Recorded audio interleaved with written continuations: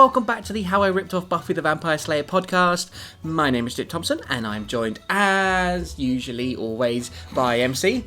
That would be me. How are you? I'm asked this week. Yay! Yay, because I care. Good. You haven't offended me.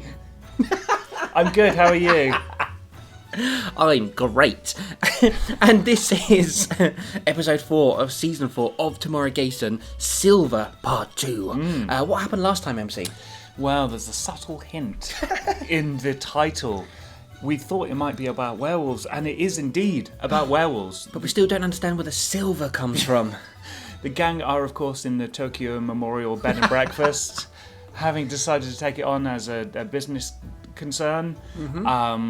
They were in the middle of renovating. MC, at great expense, has somehow, with the money that he has, has got a bunch of builders in to do it up. They saw some rustling in the bushes outside. MC went out to investigate, got into a scrap with a werewolf. There was a chase through the old Victorian alleys of London. The famous Victorian alleys of London. And MC somehow forgot that you need silver to kill werewolves. Well, I mean, we're not sure about that, are we? That was a bit of contention last week. Okay, fair enough. Because it was a day werewolf. Oh, yes. Yeah. Yes. And I have my theory that the werewolves are being controlled and are coming for Amy. Because that seemed to be where they're going. They were indeed. It seemed like a ploy to get MC away from the bed and breakfast so other werewolves can go in. Some builders have been bitten. Gav is naked a lot, apparently. Yeah, a lot. Yep, I hope you enjoy me writing about you being naked, Gav. Chip did cut out all the bit about his glistening muscles. And there was a bit about Chip covering him in oil, like he just came back for this episode, started rubbing him. There was a long massage bit. He cut all that out. Yeah, it was a bit too sexy, I'm afraid. But speaking of sexy, shall we get into it? It's Silver Part 2. Previously on Tomuarigassen! MC turned his attention to Tifa. Yep, our little girl. She's gonna be someone special. Which is why the pregnancy happened so fast. The people who sent her to us needed her to be born quickly, before the end of time took place. She's an angel, MC. Our daughter is an angel. No, you can't be. I can't do this without you. Tears began to form in MC's eyes. You're going to be a great dad. Not that. I meant living. I need you. Where's the nearest weapon shop? MC asked. The gang looked at each other, unknowingly. I'm gonna need a sword. A big one. Plus a few crossbows, maybe some nunchucks and a katana as well. What are you going on about? Jay wondered. You mean? Louise smiled. Seems this country has a few problems similar to Tokyo as well, and it could use people like us. I just hope the British evil is ready to come get some. Just one snag, Jay pointed out. 0 cash. MC picked up the bell that was lying on the floor and placed it back onto the reception desk. The sign painter had finished, and as he stepped back, he revealed the new name on the bed and breakfast's wall. The Tokyo Memorial Bed and Breakfast. He's been like this for a while, Louise said. Strange mood swings, getting agitated and snapping. He's constantly worried about Amy as well. I guess it's natural for a father to be worried about his newborn daughter. Gav scanned the walls, thinking the colour wasn't that bad. Things are a little different for people like us, Louise replied. There are no people like us, Jay added. MC, not expecting the strength of the werewolf, was swept off his feet again. This was the first time he'd come directly up against a werewolf. Then something dawned on MC. It was the middle of the morning. Weren't werewolves supposed to react to the full moon? Louise thought of herself as a very lucky woman. Although, that soon changed when she saw a huge dog-like creature standing in her doorway. The werewolf had only got angrier and was now focusing its attentions on Gav. After a second pause, two leapt into the air. Gav used the werewolf's own momentum against it, stepping to one side and curving his leg around the wolf's head. It connected and drove the werewolf forward and out of the glass window. Now fully dried and dressed, Louise, Gav and Amy ventured downstairs. The reception area where the workmen had been was now covered in bloody corpses. Does that mean they don't have to pay him anymore? Is this MC's scheme? Like, we'll get them to do the work, and then we'll get werewolves to kill them. But they're only halfway through, MC. Shit. Your plan failed. Maybe they've done all the complicated stuff, and now it's just like, they got rid of the brown paint. Exactly. Louise, though, she was going to throw up. Vampires left bloody bodies, and zombies didn't exactly have any table manners, but what these werewolves had done to these men was nothing short of sickening. Ripped flesh, organs, and pools of blood swamped the floor, and eyes, skin, and more blood covered the walls. I read that as ripped flesh, organs, and pools of blood swamp the floor and eyes. There's fucking blood all over the eyes again. That is how the grammar reads, yes. Yeah. But how have the werewolves put skin on the walls? It's just like, no, we'll cover up this brown paint for you, mate, don't worry. Gavin Louise could barely spell correctly. Oh my god. What is happening? Gavin Louise could barely pull their gazes away until MC limped in. He seemed more shocked than they did. He marched straight over to Amy and plucked her out of Louise's arms. Is everyone else okay? He asked. We're all fine, Louise replied. Apart from that thing that attacked us upstairs, Gav added. It must have done this too. I think there's more than one. MC didn't like to admit it, but they had just been attacked by a pack of werewolves. Where's Jay? Why does he have a problem admitting that? Like it goes against his masculinity or something. Oh, no, got attacked by werewolves. God, now they're going to call me a girl next. Right here, Jay said as he came down the stairs. You'd never guess what I've just seen. But as Jay's new contact lens eyes... Oh my God. But as Jay's new contact lens eyes saw what awaited him in reception, he guessed there were more important things at hand. Did that dog do this? He wondered. What dog? Louise said. I was upstairs in the bathroom and I thought I saw a dog walk past. The werewolf that attacked us. Gav knew. Why don't I making Gav quieter? Well, I kind of have to take the loudness out of his voice because it's just peaking all the time when I come to edit. No, I mean, but like, thank you. It, yeah, it's still sounding like Gav. Yeah, it's really difficult to do. I have to sort of imagine Gav in a very like strong metal box, and that's how I get the Gav voice to be the sexy Gav stuff again. Now going into bondage. He's naked, covered in oil, in a metal box. But yeah, I'm taking Gav's voice down intentionally. Well done. The werewolf that attacked us. Gav knew. Werewolf? What? Take a look, Jay. MC said angrily. This doesn't look like two work of Lassie to me. The others left Jay standing alone in the reception. On one hand, he felt terribly upset at the deaths of all these people, but he couldn't help but feel a little relieved that the werewolf hadn't attacked him in the bathroom.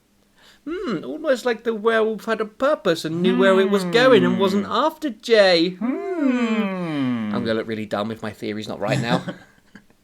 Man, this B&B, it's just murder every week, isn't it? Like, how are they going to... Do you remember when the SWAT attacked the mansion last season? Yeah. And they ended up burning all the bodies in the back garden. Oh, yeah. What are they going to do with this lot? There's just a bunch of dead workmen who have obviously must have contracts to say, oh yeah, we've gone to work on this B&B today. Yeah. So they're gonna, like, whoever, if it's just a company, they're gonna have families and stuff like that know they're out. So there's gonna be some sort of investigation, right? Well, I mean, we've already established in a previous thing that in this B&B there were horrible murders every 6 weeks or something. So maybe for the police it's just like, yeah, it's the B&B again. Just add it to the pile. A few hours had passed, and MC was glad the bodies and the parts of the workmen had been cleared away. He'd had to phone the local morgue and explain about the attack by a pack of wild dogs, which wasn't strictly a lie. So are they just cutting out the middleman and not calling the police? It's like, yeah, I thought I'd save them a hassle, just go, cut the middleman, just send them straight to the morgue. In a way, like, if they got a contact with the morgue, it was like, look, sometimes we're just going to send you dead bodies. Just deal with it, could you? Detective Andrews, the officer who had been investigating the murders from the vortex in the B&B, had returned, with more than a little suspicion in his eyes. What a great cop he is. Something fishy going on here.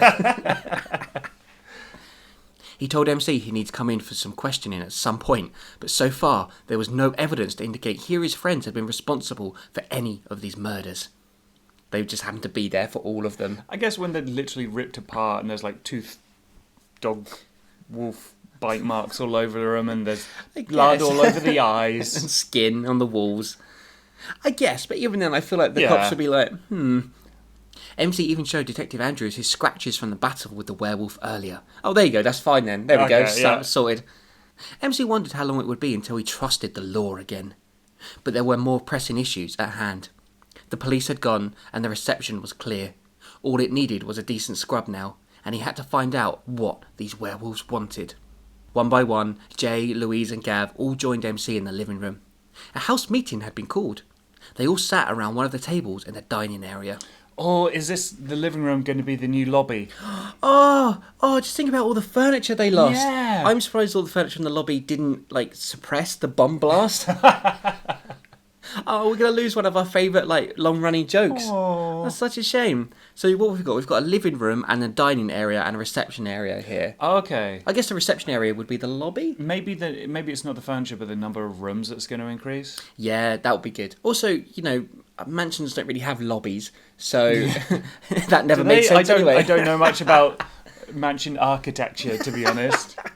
I thought it was just a hotel thing, like a hotel lobby. Yeah, I don't know. Some rich cunt let us know. Anyone mind if I presume we've got a werewolf problem? MC started off saying, no one disagreed. It's like, well, less of a problem and more of a disagreement.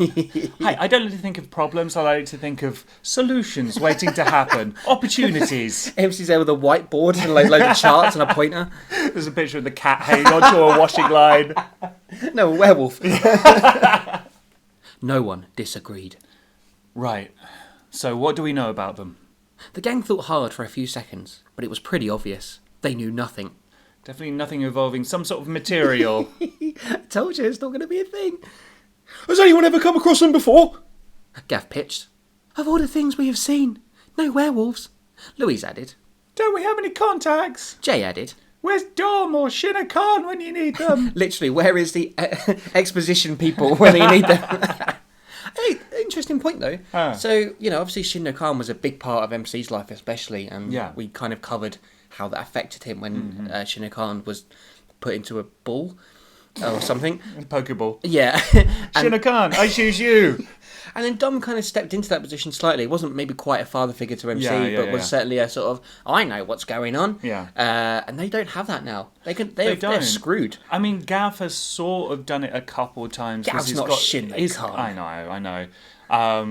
Shin Khan isn't covered in oil. Naked. But he's had that sort of local knowledge thing a couple of times.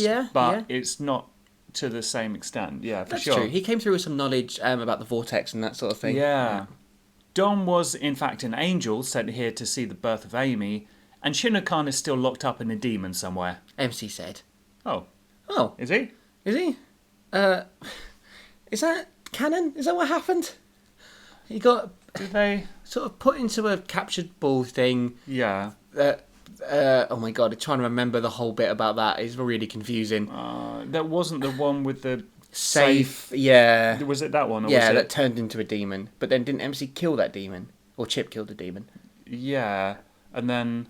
Then... we don't know our own lore. It's really confusing. It's stupid. Okay, well... Okay, well if he's still locked up in a demon somewhere, shouldn't they try and save him? Just imagining Shin Khan inside a demon going on a rampage. He's just sort of sitting there bored like, hello, hello. Is he in there naked and oiled up? Dom was in fact an angel sent here to see the birth of Amy, and Shin Khan is still locked up in a demon somewhere. MC said. Oh! You never told us that about Dom. Louise suddenly added. Ooh. Ooh, yeah, because MC hasn't told them that Amy is an angel. Huh. And they just were like, okay, Tifa's gone, Dom's gone, sure, whatever. Got a baby now. Great. MC looked at her. There was a lot he hadn't told them about that day. Must have forgot. But never mind that now. Werewolves. Mythical creatures. Full moon! Said Gav. Silver. Thank God. Louise added. Somebody finally. Michael Jackson! Everyone looked at Jay. What did you say? MC asked Louise. Silver. MC thought for a few seconds. See, even though they said, they're still like, I don't know. I'm not sure about that. What, silver? What, is that like food or... When I fought that wolf in the alley, I stabbed in dozens of time and it still got back up and crawled away. Maybe there is something in the silver thing. Should we go shopping? Gav asked. Sounds good. Me, you and Jay will go into town, see what we can find. I've got an idea, but see what you can come up with. What, they're just going to go out and buy some, like, silver. Go Yeah. to a silver mine somewhere and just be like, I'll have 3, please. They're probably going to come back with, like, knives and forks and stuff, aren't they? Yeah, you can get silver cutlery. Yeah. Both Gav and Jay nodded and got up. Gav kissed Louise on the way out, and Jay couldn't help but feel a little jealous. He wants the oiled up, naked Gav to kiss him. What about me? Louise wondered. Library. MC replied. See what you can find out. It's closed. Break in again. They probably haven't fixed a window from last time. Just take the baby with you to take the heat. He got up and went to leave. Louise chased after him. I can't go back there. Remember me breaking in last time? You'll be fine. Just get what you can and let me know. Oh, and do you mind taking Amy too? Jesus, he's always palming off his daughter, isn't he? You don't want her with you? What I'm about to do isn't for small children's eyes. Just, I know. Don't worry, she'll be safe with me. can you take babies into the library? And if they're quiet, and if you go up to them and go, shh, and then they shut up. But if the werewolves are after Amy, this is a big mistake. It's fine though, because they'll go in the library and they'll be like, oh, and the librarian will go, shh. Oh, sorry. As Louise left to go to the library with Amy, MC took a detour on his way out, heading upstairs to fetch his video camera and borrow Jay's. Why do they both have video cameras? Wait, when did they get a video camera? When did this happen? How do they both have video cameras? When did they get these high-8 mini DV cameras with all the money they have? It was one of those early digital ones that records at like 240p and has like 128 meg storage. He left one in the living room and placed the other in the reception area. MC had a funny feeling about their wolves. Something wasn't right. He's got his suspicions as well. So maybe MC's plan is to get Amy away from the B&B so the werewolves will come back and He can record them. yeah, and then sell it onto like Pornhub or something. Pornhub didn't exist then. Also, My it says God. it says werewolves, but it's like THERE, and it rhymes with werewolves. And I spent the last 30 seconds trying to think of a joke. Werewolves. Oh, Got nothing. well, don't worry. Look, Where are the wolves? There are the wolves. Ha ha. I'll just do what I always do when we come up with jokes, and it's just cut out all the time in between when we're trying to think of something Nice. funny to say. So we'll record it in like 2 days when we think of something. Creeping around in a library seemed like a really stupid idea, but Louise felt uneasy about being back there. The back door window had now been boarded up from her previous trip, and she felt as if the entire library staff knew it was her. Because they have CCTV and fingerprints and stuff, or...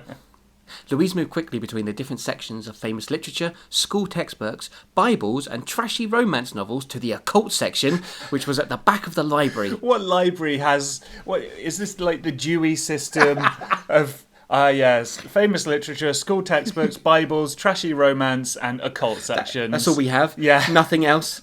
Whoever laid out this library must have been a madman. Luckily, when she got there, Louise was alone. She dreaded one of the librarians coming over to her to ask what she was looking for. How do you explain the fact you want everything on werewolves? I think if you're in the occult section, there's probably one of the more tame things to ask for. She should just be like, oh yeah, I want some Charles Dickens, I want basic maths, I want the New Testament and some Mills and Boons. Oh, and anything on werewolves you've got as well. Gav was happy his idea had worked. Often he'd had a hard time accepting MC as the leader of the gang, having been in charge of his own crew for so long. There's some more stuff about Gav being a sub for your own, your own bizarre fetishes. But do we think we're hinting here that Gav has maybe got some issues with MC? Is that going to be anything going forwards, do you think? There's going to be a bit where MC keeps all of his emotions and things to himself, and Gav's going to be like, screw you, I should be the leader. And then they wrestle. Naked in oil in a steel box. He felt comfort in the fact he didn't see MC as his leader. He'd only been part of the group for a few months, and already MC didn't seem like the most reliable guy. Yeah, I mean, Yeah, fair. that's not wrong. Although Louise had always defended him. The boot fair was crowded, with many shoppers looking for the odd bargain, used products, and the really old antique some unknowing seller was giving away. Wow, we're at a boot fair, MC. Gonna buy some VHSs. From Tokyo to a boot fair. Gav was on the lookout for silver. Any form would do, and already he'd accumulated spoons, forks, and knives. Doesn't say forks. Oh, sorry. Any form would do, and already he'd accumulated spoons, forks, and knives. Buying people at the boot fair. Was it like folk music? Werewolves. Werewolves. The only vulnerabilities are silver and Bob Dylan. Hey, if the Bob Dylan was made out of silver, whoa. I think we really must have got to a point now where you stopped proofreading things for me. So. You were just like, no, stop it, Chip, I don't want to read anymore. Because there has been a lot of typos in this and in Chip. Oh dear. Any form would do, and already he'd accumulated spoons, forks, and knives. All for a very reasonable price. Not that it matters, they have infinite money apparently. Gav continued to browse the stalls, on the lookout for anything else they could use to stop the werewolves. I really hope there's just some sort of like big werewolf net that someone's like, oh yeah, I'm done catching werewolves, just selling it off now. The bell hanging over the shop's front door jingled as MC stepped in. The shop was only small and wasn't on the main busy streets of London. Is it on one of the famous Victorian alleyways? MC wondered how places like this made any form of profit in these kind of locations. Although he wouldn't consider himself a master businessman. Okay. Really? Trying to set up the B&B, battling evil and being a full-time dad was tiresome enough. There was a man sitting behind the till 8 or so foot away from MC. He was short and sweaty and was reading one of the daily tabloids, no doubt looking for a quick peek of something supermodel in her G-string. No doubt looking for a quick peek of something supermodel in her G-string. Excuse me. MC asked politely enough. Get off it in, sir. The man replied, oddly polite. What can I do for you? It's like creepy Quasimodo. It is now. MC looked around the shop and wondered what people would want in a gun shop other than a firearm. Ooh, it's England. Yeah. Is this like in Tokyo where they sell miniguns on shelves? I'm looking for a small handgun that would fire some silver bullets. Perfectly reasonable explanation. Of course, sir, we have a wide selection. The man laughed. Sorry, mate. Way too many customers coming in looking for silver bullets in the place. It gets worse. MC moved his eyes behind the man and towards the workshop area. But you could make them if someone really needed them. Yeah, mate. But that would cost a fair amount of cash. You built up such a character from him looking at page 3. It works though. Yeah. Oh, that's okay. I don't intend to pay. The man stopped laughing. What are you talking about? I'll level with you. MC paused, waiting for the man to give his name. George. He replied. George.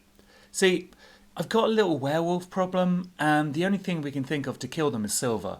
Thus, the silver bullets request. And I thought it would save a lot of time and money if, rather than paying for them, I just beat you until you agreed. MC sighed and hoped he sounded threatening. Is MC bluffing here? Or, because that sounds like something Chip would have said. I think it's probably bluffing, but maybe it's the ends justify the means, slippery slope, oh, I'm not evil yet, oh no, the switch. Maybe. Or, yeah, maybe he's just literally out of money now. Yeah. He's like, fucking workmen, they weren't insured, I've got nothing left now. Oh, here we go. He didn't really want to hurt George, but people were dying, and he couldn't see another way out of it than killing the werewolves as soon as humanly possible. MC missed the days when a trusty piece of research mixed in with Shinno-Khan's knowledge led to a simple slaying of monsters. Times were a lot harder now. George put the paper down and stood up. He was a lot shorter than MC. I don't know who you think you are, son, but it ain't a good idea to threaten a guy who owns the gun shop. George reached under the counter and pulled out a handgun. He pointed it to where MC had been standing, but the ninja was gone. George scanned the shop for a few seconds, not seeing MC coming from behind until it was too late. He didn't even have time to fire a shot as MC knocked the gun from his hand and it went skidding across the shop floor. What do you say, George? Have we got a deal? George winced in pain as MC held his wrist tightly. Wrong answer, George. MC connected with George's chin, and the gunman went down quicker than a professional hooker. Ah, there's your hatred for prostitutes coming back again. Haven't mentioned the homeless yet. Who was I back then? MC had deliberately held back on the punch so as not to concuss or even knock George out, but it was still painful. George slowly crawled for the gun.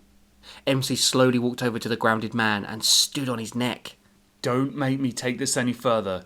Just agree to make the bullets, and I'll go. This is very uncomfortable. This is not the behaviour I would have expected from MC. But it's clear now why he didn't want to take Amy with him. Yeah. Yeah. Oh. Okay, babe. Just stay there and be quiet while they threaten to beat up this sleazy gun shop owner. I'll just do it all in front of an angel.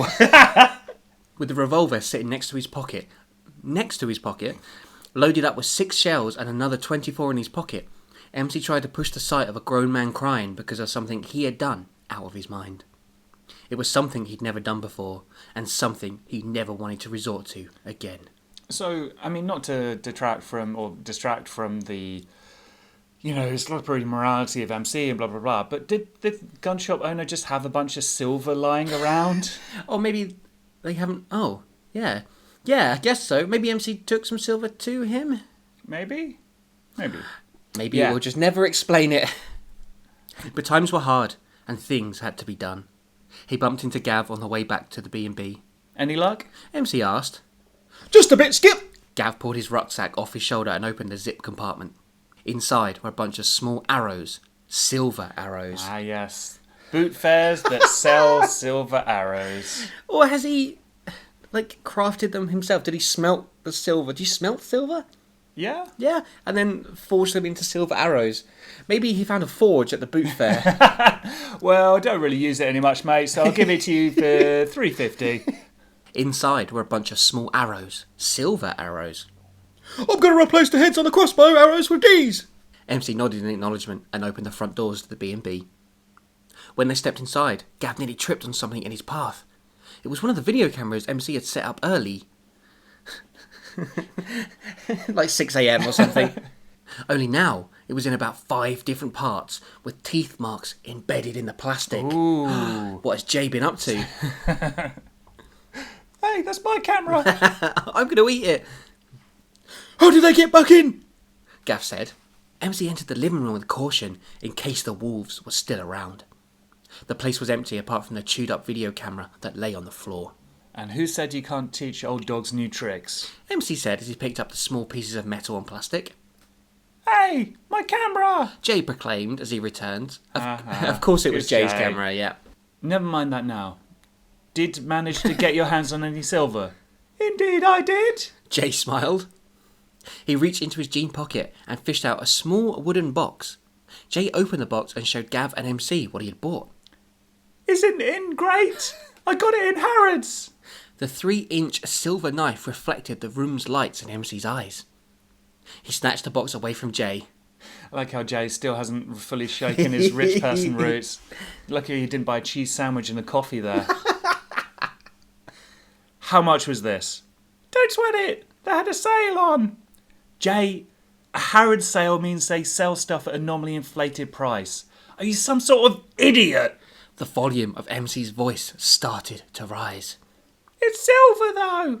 Oh man, I really felt we might have turned a corner with Jay last season when they rescued him from the portal world, and they all cared about him and showed him some compassion. But they're just back to being complete dicks to him. Actually, MC is back to being a complete dick to him. Buying something from Harrods is dumb when they're Yeah, poor, though. yeah, but this isn't an isolated incident, you know. Sorry, it isn't. No. Oh, in terms of MC being mean. Yeah. No, absolutely. Yeah. Yeah, I get that he's done something wrong here. But, yeah. But and also MC did just steal his video camera and now it's broken. And MC just beat up a guy. Yeah. So they're opposite ends of the scale. Hey, But hey, he was reading page 3, all right? MC felt his fists clench. He'd been angry at Jay before, but he'd never felt like this before. He had to regain control before he lashed out. Shouting wasn't something MC usually did, but he was angry. Do you know how close you'd have to get to a werewolf to do any damage with this thing? Maybe you'll get lucky and kill one before they rip you apart. What plane does your mind... Plane? What plane does your mind work on? The J plane. The MC psychology with MC. I guess I meant like plane of existence. Yeah. But Yeah. sure. I'm sorry, MC. Jay stammered. What's all the shouting about? Louise said, arriving back from the library. Seems the boy Wanda here had another brainwave. MC yelled. Jay stood still as MC glared at him. He'd never been intimidated by MC before, but at that moment he was scared of the ninja. I'm sorry, Jay. Oh, this is really hot. I'm uncomfortable. For a change when you're reading this. It's a different kind of uncomfortable. Well, you think you could yell a little quieter? You're upsetting Amy. MC took his eyes away from Jay and looked at his daughter. As he stepped forward to take her from Louise, the body thrown through the lounge window came crashing in, shattering the window. Gav was covered in glass as he was standing nearest to the window. Everyone was a little startled. It's not every day a headless corpse is thrown into your home. Better get on the phone to the morgue again. Yeah, wild dogs again? It happened again! There's a note tied to it. Gav said as he tried not to stare at the body. MC knelt down and pulled the blood-stained piece of paper from the corpse's torso. It had been ripped apart. No prizes to guessing who it's from. MC said. What? Who is it from? The werewolves? Did the presumably? werewolves write a note? Dear sir, There's like a paw print on it. I find your lack of giving us your daughter very peculiar. What does it say? Louise asked. It's a map with what look like directions. At least the scratches seem to be pointing to a location. Where? Gav asked. The alley, where I tracked the one before. How long will it take to attach those arrowheads? Not long. I'll get to work. Louise, want to be the babysitter again? What? You can't leave us here alone. What if it's a trap? MC thought for a moment. She was right. The werewolves had gotten into the B&B twice now, and they still had no idea why, or for what for. I like how both Chip and the rest of the gang live in places that are really easy to just repeatedly break into.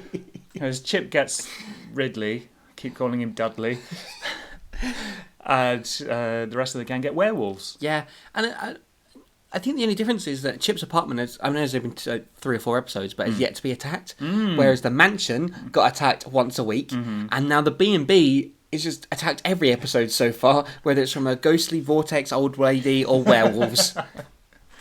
Fine, bring her with us, but you stick close to me, okay? Louise nodded in agreement. A few minutes passed until Gav had finished putting the final touches to the crossbow arrows. He and Louise took one crossbow each and shared the arrows out whilst making loving eyes at one another. How romantic. Just the time. MC put the uninvited guest into multiple black sacks intended to take the body with them. But I really hope the cops just run into them. The police just like, what you got in the bag there, sir?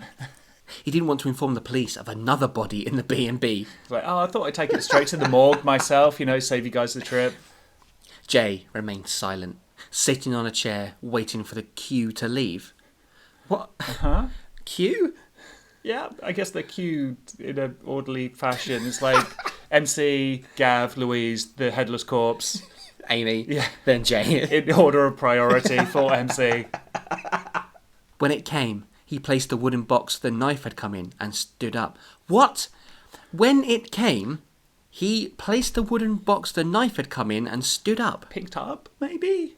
Or placed it in his pocket or something like that when everyone's getting ready to leave? But what is coming? When the time for the queue to leave. Oh! Where do you think you're going? MC asked. I can help! Jay, the only way you can help is by staying out of the way. Go to the pub or something. I don't care. Oh. Do you remember when Jay was going to leave because everyone hated him? He's going to go back to England and clearly this is not going to work. MC turned and left Jay standing alone in the B&B. He felt sorry for his friend, but he kept reminding himself there were more important things at hand right now. MC felt like his entire life revolved around prioritising. Right now, that included killing a pack of werewolves. I keep thinking we're going to get to the point where MC is like, maybe I shouldn't be dicks to my friends, but... But I wonder if that's going to be a theme for the season. Like, it'll be right at the end. He's like, oh no, wait, I was wrong. Sorry, Jay, come here. Don't hug And me. they hug. But yeah. Oh yeah, they don't hug. There's been a lot of hints towards MC having to prioritise things and especially the language of there's more important things right now, so I do wonder if that's going to become a thing. It's going to turn into a dark anti-hero and brood all the time because there aren't enough of those. And then get his own spin-off. MC, Gav, Louise and baby Amy reached the alley where the map had shown. There were 3 entrances into the alley and a square in the middle around 20 by 20 foot. There had been many big wheelie bins in here before, but they had gone. That demon isn't here anymore then. Beat lass. MC didn't like this one bit. The word ambush kept circulating in his head. The revolver made him feel a whole lot safer, although he really wished Amy didn't have to be there. Then, something else entered his head. Louise, one question. He said, Does Silver actually kill werewolves? "Ha! You see? Ah. You see?" Both MC and Gav stopped and looked at Louise.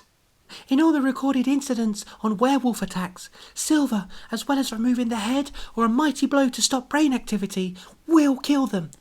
The full moon has no effect on their comings and goings, and they don't evolve from humans. They are a supernatural breed with demon heritage and blood." So, do you have to use Silver...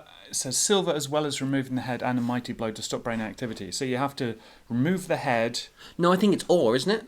So it's... it does say as well as... Well, I think it's here are the methods to kill a werewolf. Oh, right. It's Silver, or you can remove the head, or a mighty blow to stop brain activity. So it's basically zombies plus Silver. Zombie method plus yeah, Silver. but I feel like werewolves aren't as squishy as zombies. No, absolutely. Yeah, which is why Silver is the way to go. Yeah. But also, changing the law on werewolves, making it my own. How original. So they're not humans, they're just creatures. Yeah, that is an interesting point, actually. It's a point. Yeah, because, when the builders got attacked earlier, I wondered if they were going to turn into werewolves. Yeah. But nope. Great. The gang continued their progress into the alleyway. "One more thing," Louise added. Oh God, what's this going to be?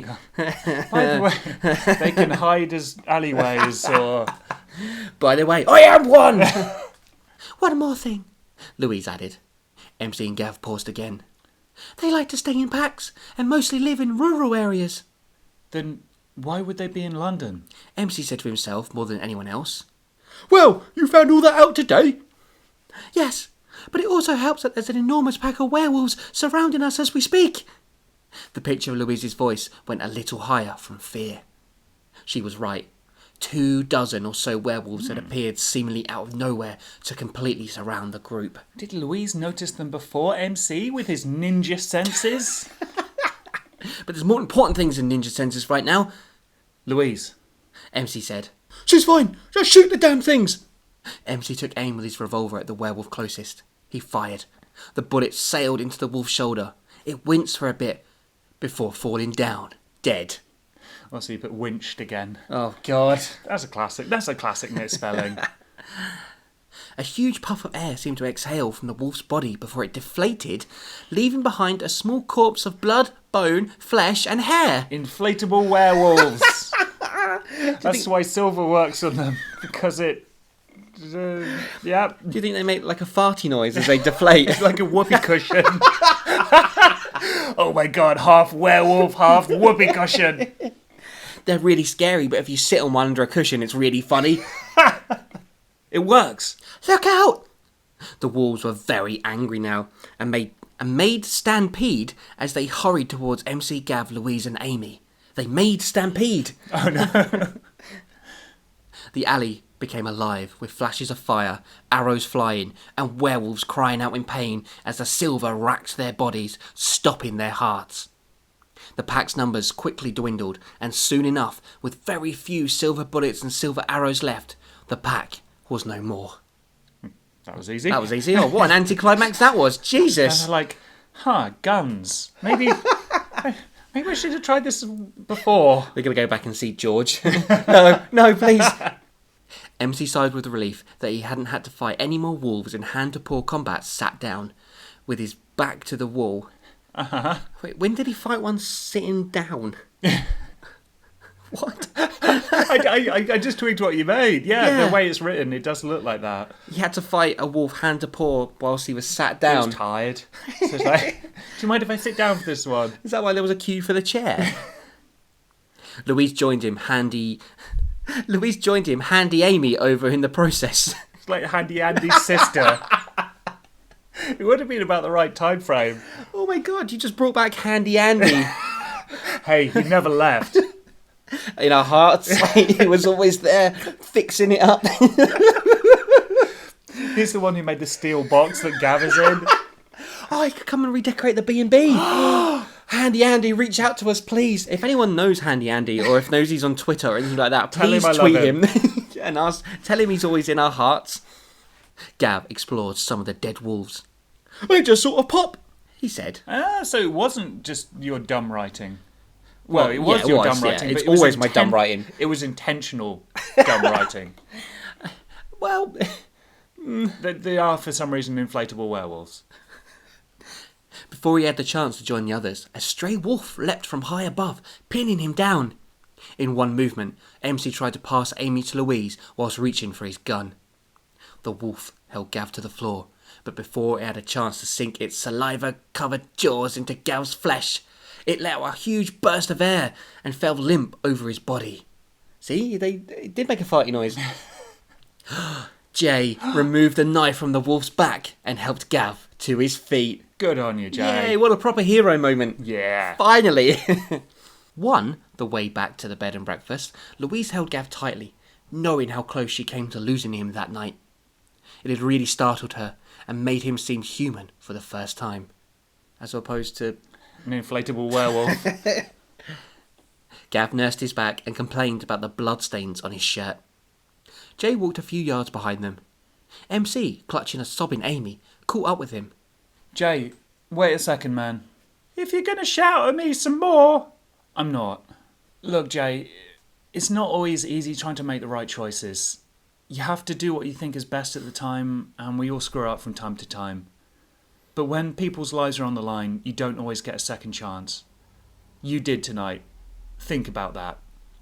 What? Wait, what? What is this pep talk? I thought he was going to apologise. It's not always easy to make the right choices. You have to do what you think is best at the time, and we'll screw up on it. Like Jay buying the silver knife is a screw up, right? Or I thought he was saying that he screwed up by getting angry at Jay. But when people's lives are on the line, you don't always get a second chance. You did tonight. Why did Jay get a second chance? As in, like, I'm not mad at you for buying the knife anymore? Yeah, because it turned out that you saved Gav's life with it. Is that what I mean? I guess, but I was expecting... I read it like it was an apology, but I don't think it was. Jay's just like, what? I'm not. Look, Jay, it's not always easy trying to make the right choices. You have to do what you think is best at the time, and we all screw up from time to time. But when people's lives are on the line, you don't always get a second chance. You did tonight. Think about that. I will, Jay said with much sincerity. This isn't an apology, Jay. God.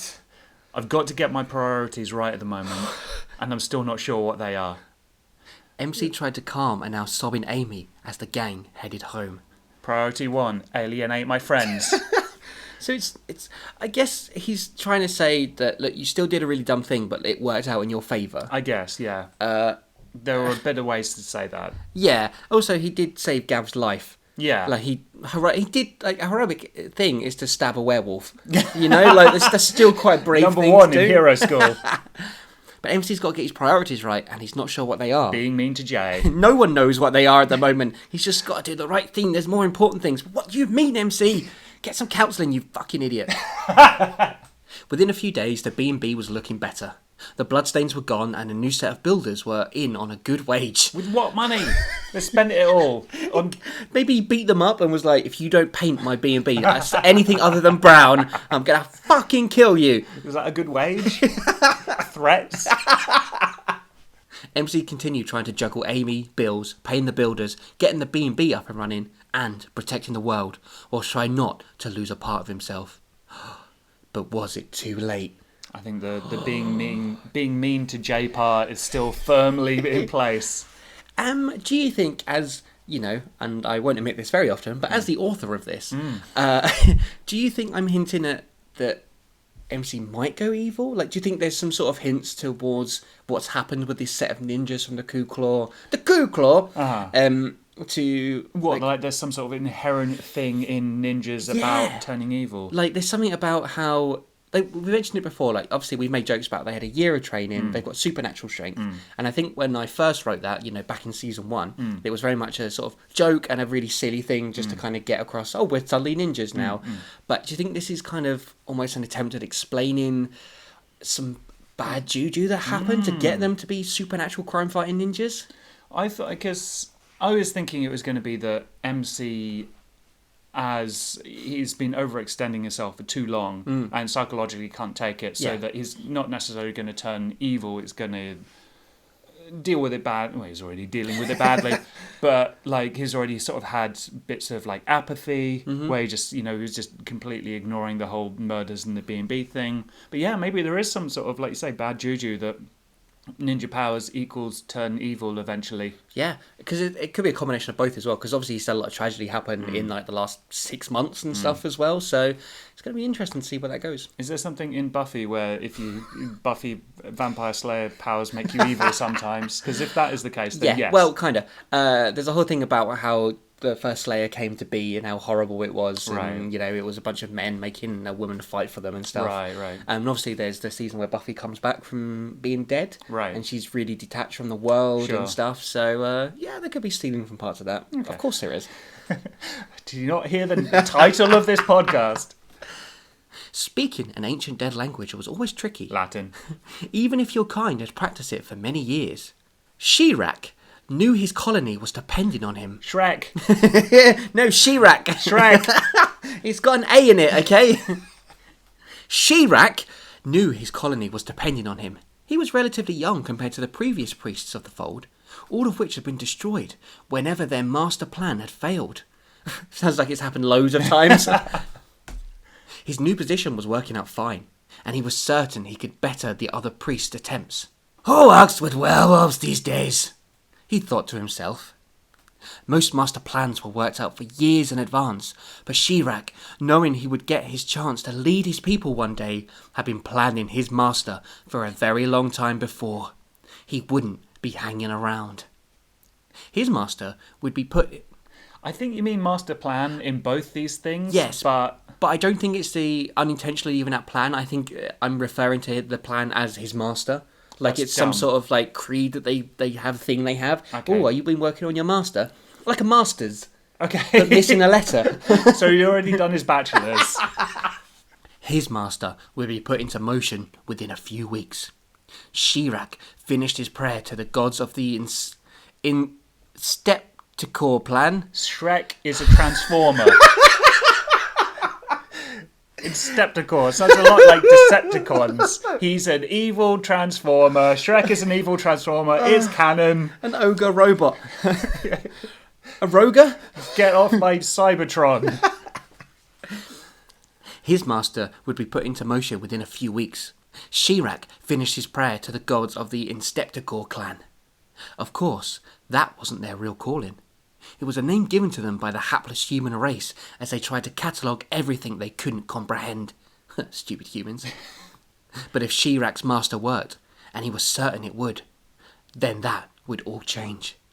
Soon, ultimate power would be given to him. Starting with the death of an angel before it has come to grow to full life. Ah, you were right. Shirak said to himself in the temple. Like taking candy from a baby. Shirak smirked over the picture of the Goo-Claw Ninja's baby before smearing his excrement over it. And that's where we're going to leave Silver, part 2. Well, that episode ended with demon shit being smeared on a picture of a baby. That's something that's never happened before. Is that a ritual, or is he... Is it like a way of insulting something? I smeared shit over a picture of you. Got him. Oh, he's going to Your handle covered in shit. He's going to put it in a brown paper bag and light it on fire on their doorstep. Have we just met the big bad, do you think? Very possibly. Shirak. I'm already disappointed. Of the Instepticors. Clan. Okay, so... Yeah. My theory was proved right. The werewolves were being controlled. Yeah. Also, the werewolves were a massive disappointment. Inflatable werewolves. I thought we kind of build them up quite nicely in the sense that they were Yeah, quite dangerous. yeah. Like they went 1-on-1 with MC, Yeah. even though he was sat down fighting them apparently. So they kind of seemed dangerous, but then they just, I guess the whole silver thing is a big get out because there was like dozens of them in the pack, but then they just killed them quite easily with the arrows. Yeah. It's almost like I couldn't be asked to write the fight scene. Yeah, it's kind of like old Tomuarigassen where you just skipped over it. Yes, because sometimes I do try and describe the fights detailed. Yeah. You know, but nope, I was just like, silver, dead, deflated, fart noises, it's over. But maybe that was just a way of getting to She-Rak quicker. Yeah, maybe. But I think there's a very good chance of just like, ugh, I don't want to write about a dozen werewolves, God, just let them die already. And the MC and his increasing detachment / turning evil, possibly. Yes. So yeah, whether that's going to turn into him being full evil, like you said, with the whole bad juju, or if it is him just getting sort of increasingly just overextended himself and kind of burnt out, I don't know. Yeah. Either way, Yeah. if Amy gets killed, like, I really shudder to think about what's going to happen to MC and his psyche. He's going to be, oh, thank God. It's like a weight has been lifted from my shoulders. Just comes downstairs. Jay, I'm so sorry, man. I just haven't, I haven't been sleeping, been up all night chasing the fucking baby. Oh, let me just call the morgue and see if they do babies as well. God.